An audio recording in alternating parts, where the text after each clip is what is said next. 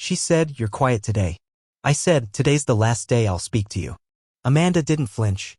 Her lips tightened for half a second, then the corners of her mouth curled into that smug smile she always wore when she thought she was ahead of me. The light through the kitchen window spilled over her like she was posing for a painting, the perfect suburban wife. But I wasn't buying the performance anymore. For months now, there'd been cracks in the veneer of our marriage, but I had been too blind, too trusting to see the fault lines deepening beneath the surface. The first sign was subtle. Her scent changed. Not just the new perfume she suddenly started wearing after years of sticking to the same brand, but something more. Like she was trying to shed the skin of the woman I thought I knew and replace it with someone fresher, more appealing to whoever she'd set her sights on. Then came the sudden, inexplicable late nights at work. She'd claimed the new project at the marketing firm was demanding extra hours, but every time I asked what it was about, her answers were vague, filled with jargon meant to shut down conversation.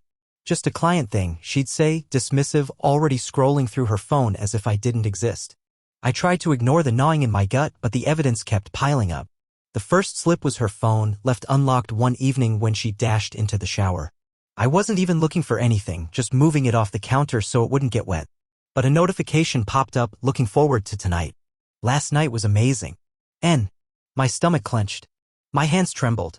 I put the phone down, backed away, my heart pounding so loud I thought she might hear it through the bathroom door.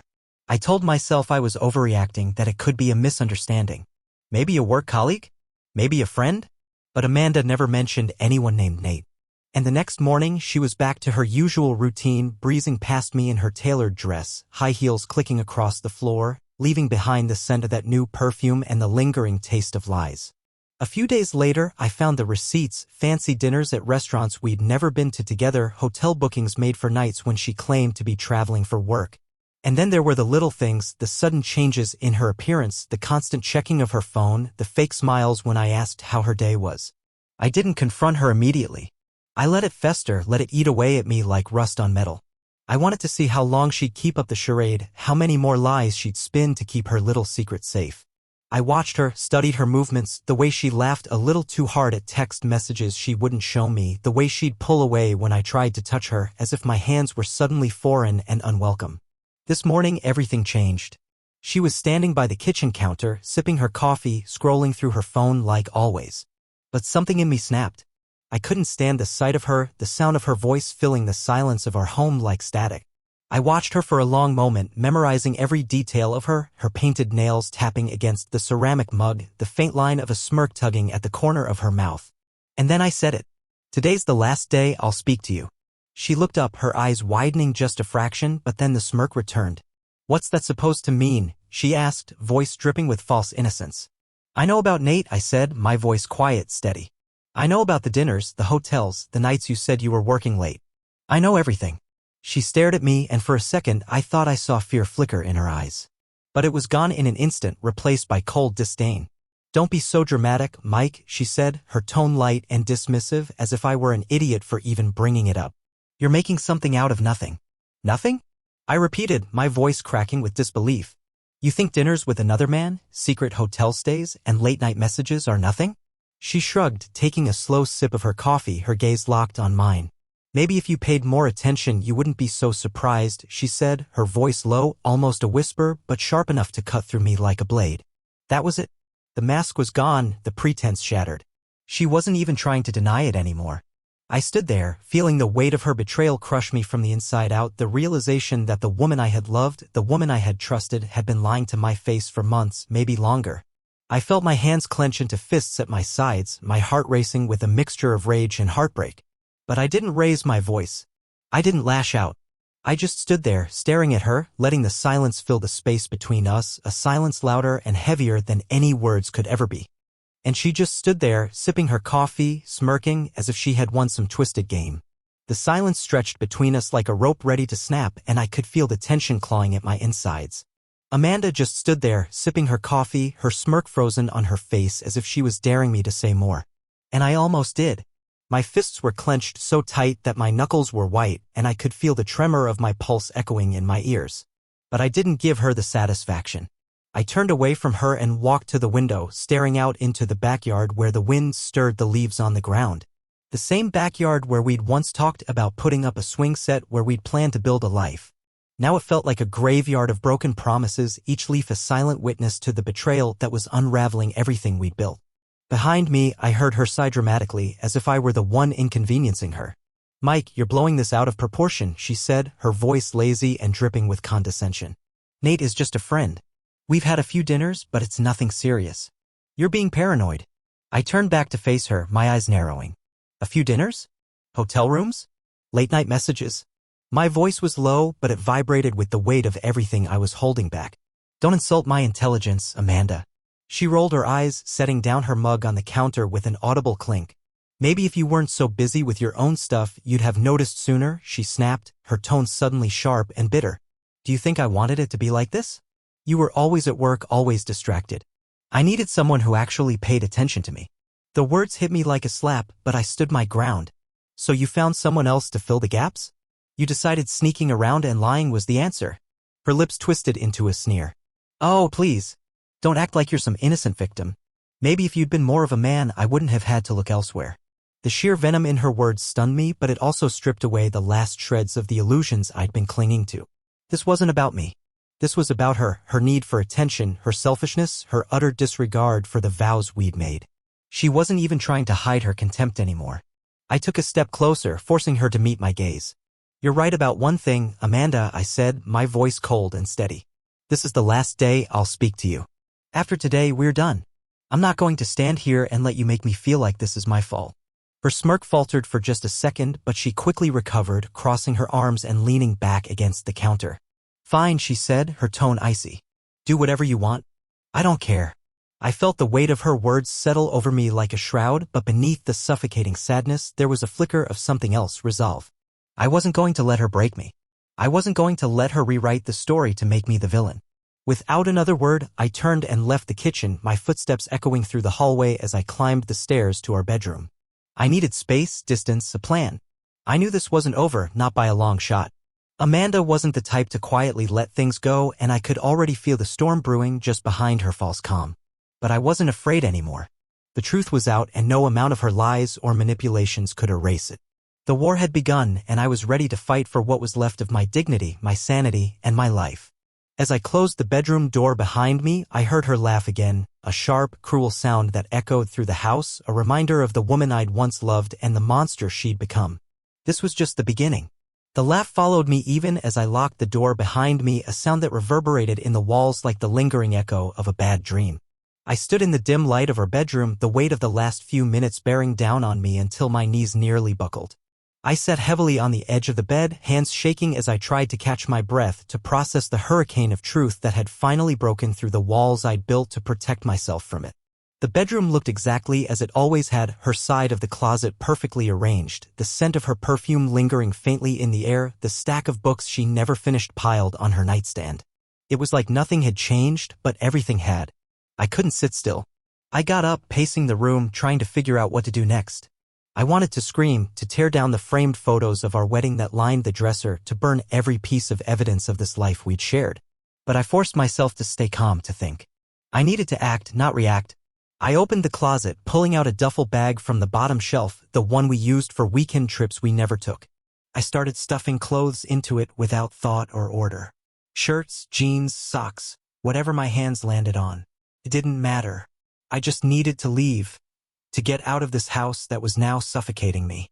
But as I reached for the zipper, I heard her voice again, this time from the other side of the door. "Oh, come on, Mike. Are you seriously going to run away? That's pathetic." I froze, my fingers curling into fists. "I'm not running," I said, my voice low and raw. "I'm leaving because I refuse to stay here and let you humiliate me any longer." She laughed, louder this time. "Humiliate you? You've been humiliating yourself for months, pretending everything was fine while I was slipping away right in front of you. You're weak, Mike. Always have been." The words sliced into me, each one a deliberate stab meant to wound, to keep me tethered to her venomous grasp. But instead of breaking me, they lit a fire deep inside me. I threw open the door so fast she actually flinched, stepping back slightly. Her arms were still crossed, but her expression had shifted. Less smug now, more calculating. "You think you can just leave me?" she said, her tone low and dangerous. You think you can just walk out and pretend none of this ever happened? I stepped into the hallway, towering over her. I don't need to pretend, Amanda, I said, my voice steady and clear. You've already made sure I'll never forget. She sneered, her lip curling. You're nothing without me. You'll come crawling back. You always do. I shook my head slowly, meeting her glare with one of my own. Not this time. This time I'm done. The hallway felt too narrow, the walls closing in, but I forced myself past her. Down the stairs, the weight of my bag heavy on my shoulder. Her voice followed me like a curse. Go ahead, Mike. Leave. You'll regret it. You'll see. I didn't look back. I didn't let her see the tremble in my hands. The way my vision blurred with tears I refused to let fall. I walked out the front door into the cool evening air, feeling it wrap around me like a cloak of freedom. For the first time in months, I could breathe. I didn't stop walking until I was halfway down the block, the weight of the duffel bag digging into my shoulder. My mind was a whirlpool of thoughts, memories flashing like lightning. I had nowhere to go, not really. Friends I hadn't seen in months, family who would ask too many questions. But anywhere was better than staying in that house with her smirks and sneers and the weight of her betrayal pressing down on me. I found myself in the park a few blocks away, sinking onto a bench as if gravity itself had doubled. I stared at the ground, my breath coming in ragged gasps. Everything, the dinners, the phone calls, the perfume, the laughing as if I were nothing, played in my head like a cruel montage. And the worst part? I could still hear her voice, clear as day. You're nothing without me. You'll come crawling back. For a moment, I almost believed her. I almost turned around, almost gave her the satisfaction of seeing me grovel. But then I remembered the messages from Nate, the receipt with the note scrawled on the back, the look in her eyes when she realized I'd found out, and how quickly she turned cold, calculating, cruel. The Amanda I loved was gone. Maybe she'd never been real in the first place. My phone buzzed in my pocket, and for a split second, my heart leapt. Some stupid, naive hope that maybe she was calling to apologize, to beg me to come back, to say it was all a mistake. But when I pulled it out, it wasn't her. It was my buddy Chris, the one who'd always told me something was off about her, the one I'd stopped calling because I didn't want to hear the truth. I hesitated, then answered. Hey, I said, my voice hoarse. Mike? What's going on? You okay, man? You sound off. I took a deep breath. I left. I found out about Amanda, about Nate. I'm done. There was a long silence on the other end. Then Chris sighed. I'm sorry, man. I hate that you're going through this. But I'm glad you finally saw her for what she is. I nodded, even though he couldn't see me. I don't know what to do now. Come crash at my place, he said. For as long as you need. Don't even think about going back there. For the first time that day, I felt a flicker of something that wasn't rage or heartbreak. Relief. I thanked him, hung up, and sat there a little longer, listening to the rustling of leaves in the wind, the distant sounds of traffic, the faint hum of life going on around me. Then, just as I was standing to leave, my phone buzzed again. This time it was Amanda. The message was short. If you think you can just walk away from me, think again. My stomach twisted, but I forced myself to stay calm. I deleted the message without replying. She was still playing her game, still trying to pull the strings and make me dance. But not anymore. As I turned toward the street, I realized something. She wasn't just trying to humiliate me with her affair. She wanted to control me, even after I left. But I wouldn't let her. I wouldn't give her that power. I started walking, each step feeling lighter than the last, as if with every footfall I was leaving behind not just the house, but the version of myself who had been too blind, too trusting, too willing to believe her lies. This was just the beginning of something new. I wasn't sure what the future held, but I knew one thing for certain. I would never let her or anyone else make me feel small again. I walked until my legs felt heavy and my thoughts grew quieter, the shadows of street lamps lengthening over the cracked sidewalks. Chris's apartment was a 30-minute walk from the park, and every step felt like shedding layers of who I'd been in that suffocating house.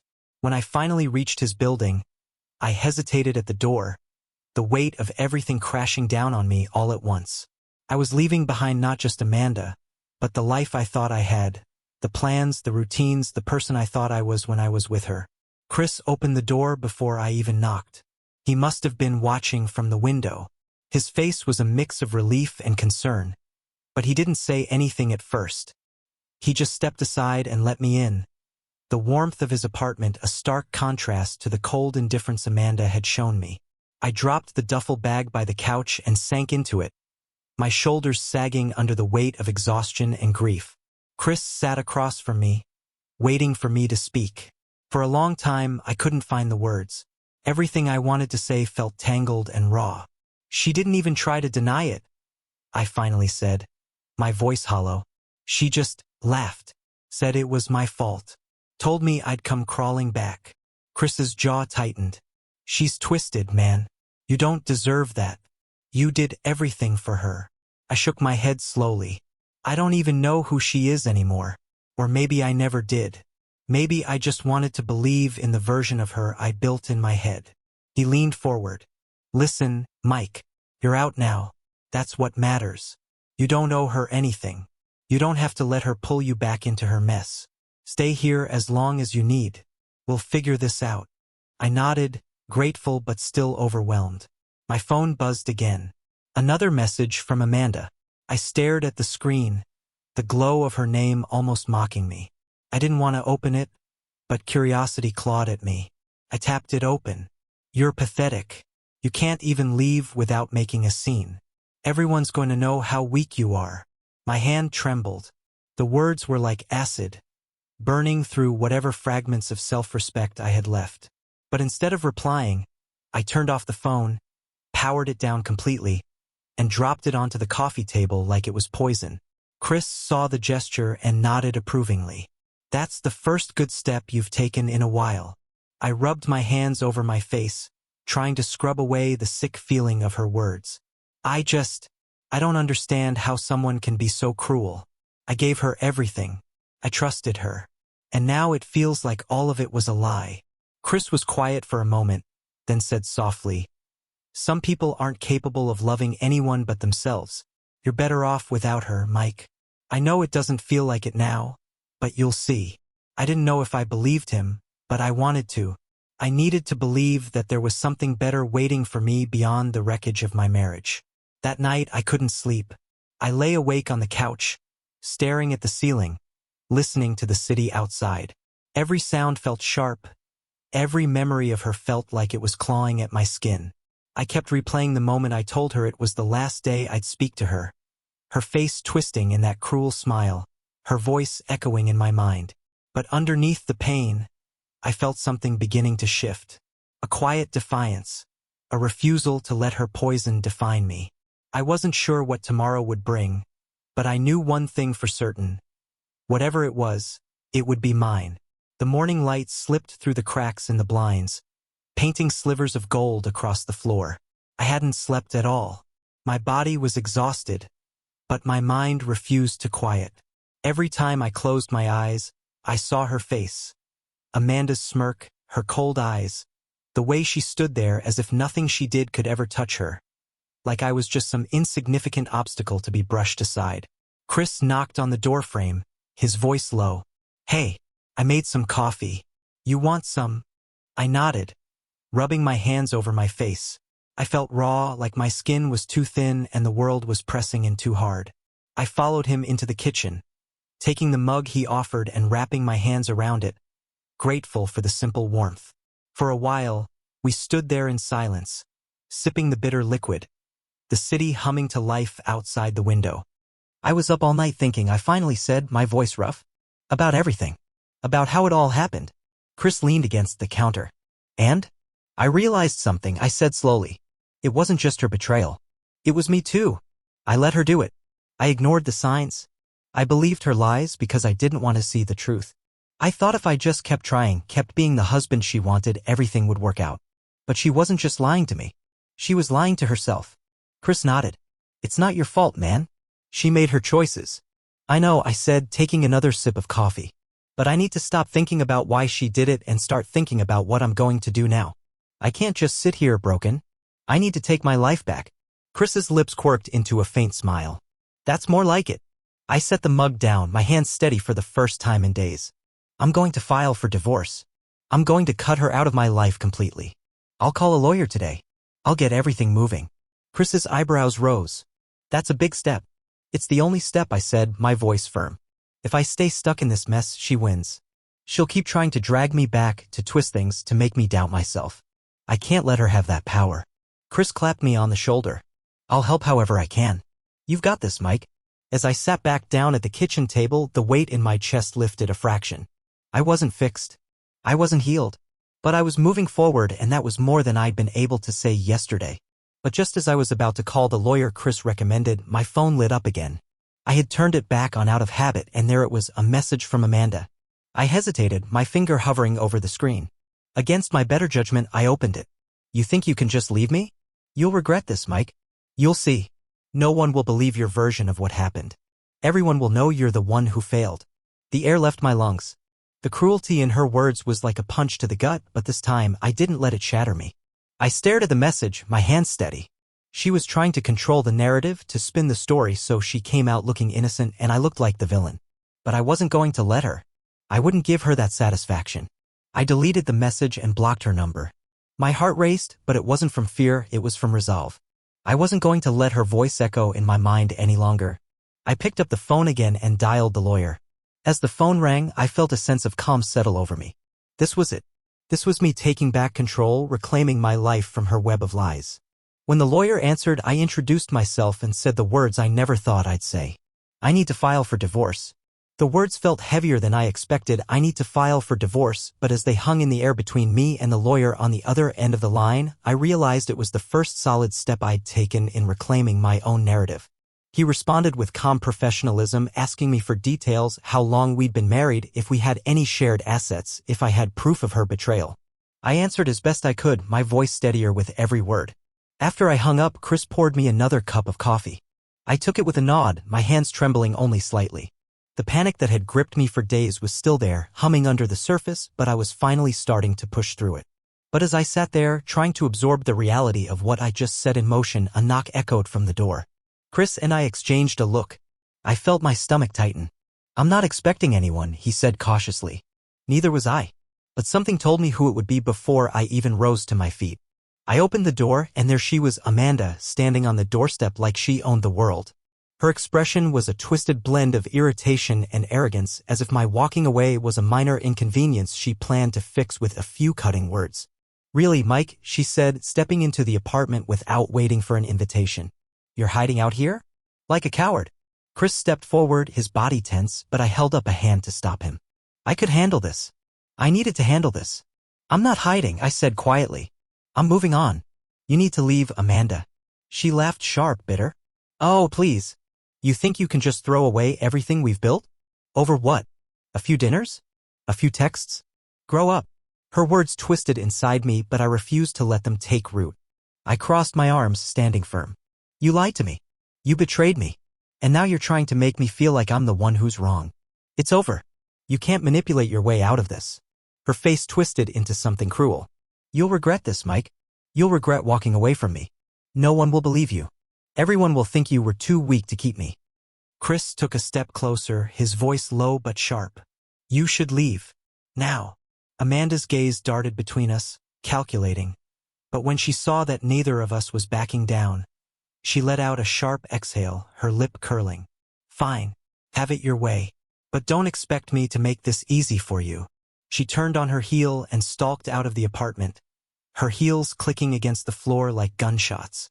The door slammed behind her, leaving a silence so thick it was almost suffocating. Chris let out a breath. What a piece of work. I sank back onto the couch, my legs trembling from the confrontation. But despite the adrenaline coursing through me, I felt lighter, stronger. She had tried to intimidate me, to twist the narrative, to make me doubt myself. But I'd stood my ground. I think that's the last time she'll try to pull that stunt, I said, my voice hoarse. Chris gave me a half smile. Maybe. But if she comes back, you know you've got backup. I nodded, my mind already turning toward the next steps. The paperwork, the division of assets, the final severing of ties that once bound us together. It wasn't just about escaping her lies anymore. It was about building something new for myself, something she couldn't poison. I wasn't there yet, but I was getting closer. The apartment was quiet after she left, the air heavy with the lingering scent of her perfume and the fading echo of her heels. I sat there, letting the silence settle like dust around me, the weight of everything I'd endured pressing into my bones. For the first time, though, it wasn't a suffocating kind of weight. It was the weight of decisions made, of finality. Chris sat across from me, his elbows on his knees, watching me with a mixture of caution and expectation. "You okay?" he asked, voice low. I rubbed my hands over my face. "I don't know. Maybe. I think so. I mean, it's not like I'm suddenly fine. But I think I can finally breathe." He nodded. "Good. That's something." I stared at the blank screen of my phone. The temptation to turn it back on was almost unbearable. Part of me wanted to see if she'd text again, to see what fresh poison she'd pour into my life. But I knew if I turned it on, she'd have a new hook to sink into me, a new thread to pull to unravel everything I was trying to rebuild. "I'm done," I said quietly, more to myself than to Chris. "I'm done letting her control me. Done giving her space in my head." Chris leaned back, exhaling slowly. "It's going to be a mess, you know? She's not going to go quietly." "I know," I said, feeling the truth settle heavily in my chest. "But it doesn't matter. She can scream, she can lie, she can drag my name through the mud if she wants. I won't give her the satisfaction of seeing me break." I spent the rest of the afternoon sorting through everything I needed to do. I made lists, lawyers to call, accounts to separate, belongings to reclaim. Each task was a small rebellion against the control Amanda had wielded over me for so long. Every step was a way to peel back the layers she had wrapped around me, suffocating me with her lies and manipulations. Chris offered to help, but I shook my head. "This is something I need to do myself," I told him. "I need to prove to myself that I can stand on my own." That night, I stayed at his place, too tired to think about finding anywhere else. As I lay on the couch, staring at the ceiling, I realized something that both comforted and terrified me. Amanda wasn't just a part of my life I was cutting out. She was a shadow I'd have to fight to keep at bay for a long time. But the difference now was that I wasn't afraid of her anymore. Her words, her manipulations, her laugh, they didn't hold the same power over me they once did. In the quiet of the night, with only the hum of the city outside and the soft creak of the old apartment around me, I felt a strange kind of peace. It was fragile, but it was real. For the first time in a long time, I wasn't waiting for the next lie, the next excuse, the next betrayal. I was waiting for morning, waiting for the chance to start again. I knew the road ahead wouldn't be easy. Amanda would fight. She would lie. She would twist everything to make herself look like the victim. But I wasn't going to let her win. Not this time. This time I was fighting for me. The next morning, I woke to the sound of my phone vibrating violently against the coffee table. I sat up, my heart thudding in my chest, a sinking feeling gnawing at the edges of my mind. For a split second, I debated ignoring it, but I knew it was Amanda. It was always Amanda. I hesitated, staring at the screen, the name flashing like a warning light. Against my better judgment, I answered. Her voice came through, sharp and cold, with a layer of barely disguised venom. "You think you're so smart, don't you, Mike? Running away like a scared little boy, hiding behind your friend. But you can't hide from me. You'll come crawling back." "You always do." My jaw clenched, but I kept my voice even. "I'm not crawling back. Not this time." She laughed, a short, humorless sound. "You're pathetic. You're weak. Everyone's going to know what a failure you are. I'll make sure of it. You think anyone's going to believe you? You think you can paint me as the villain?" I closed my eyes, the familiar sting of her words trying to worm their way in. But this time I didn't let them. I breathed in deeply, held it, and let it out slowly. "I don't care what you tell people," I said, my voice low and calm. "Say whatever you want. I'm not playing your game anymore. I'm not scared of you." There was silence on the other end, a pause that felt almost like disbelief. And then her voice returned, lower and colder. "You'll regret this. You'll regret leaving me. I'll make sure you do." I didn't reply. I simply ended the call, blocking her number without hesitation. My hands were shaking, but there was a strange clarity in my mind. The power she once held over me had snapped like a brittle string, and her words, though still cutting, no longer had the weight they once did. Chris emerged from the kitchen, watching me carefully. "She trying to pull you back in?" I nodded, slipping the phone into my pocket. "She'll try everything she can. But it doesn't matter. She's lost. She just doesn't realize it yet." I spent the rest of the day gathering paperwork, calling the lawyer, preparing everything I needed to finally, officially sever the ties that bound me to her. Each document I signed felt like another piece of her influence falling away, leaving behind someone I barely recognized, someone stronger, someone more certain. As the sun set and the sky bled into shades of orange and violet, I sat by the window of Chris's apartment, watching the city lights flicker to life. The weight in my chest was still there, but it was different now, less of a burden, more of a reminder. A reminder that I was still standing. That no matter how hard she tried to pull me back into her twisted orbit, I had chosen to step out. I wasn't a victim anymore. I wasn't her puppet. And for the first time in years, I felt something close to hope. The following days blurred together as I moved forward with the divorce, cutting through the paperwork and logistical nightmares Amanda had always used as a way to keep control. The lawyer was efficient, blunt, and honest about the path ahead. It wouldn't be easy. Amanda would fight tooth and nail, twisting everything she could, trying to keep her claws in what was left of my life. But every signature, every document I filed was a declaration that I was done playing her game. Chris stood by me the whole way, quietly present, offering a couch to sleep on, a sounding board for my rants, and a calming voice when I felt the panic creeping in. He didn't push, didn't pry. Just let me be while I figured out who I was without Amanda's shadow looming over me. Amanda, of course, didn't go down quietly. There were more texts, emails, voicemails filled with venom and manipulation, threats of dragging me through court, of ruining my name, of telling everyone I was the villain. She twisted every word, every action until it felt like the world was closing in on me again. But I stayed silent. I blocked her on every platform. I refused to engage. For every cruel message she sent, I met it with quiet, deliberate distance. She was screaming into the void, and I was no longer there to listen. The night I received the final confirmation from the lawyer that the divorce papers were in motion, I sat by the window of Chris's apartment, staring out at the city's endless lights. There was no grand sense of triumph, no sudden surge of relief. Just a quiet, profound exhaustion and a strange, fragile sense of peace. I had done it. I had severed the ties. I had taken back my life, piece by painful piece. I leaned back in the chair, staring at the sky. The weight of everything pressed against me, but it was no longer suffocating. It was a weight I could bear, a weight I could carry forward. Chris sat down across from me, his voice low. "You good?" I nodded slowly. "I think I'm finally starting to feel free." He grinned faintly. "That's the first step, man. Now you can start figuring out what comes next." I thought about that. About the future. About rebuilding from the ruins of what Amanda and I had been.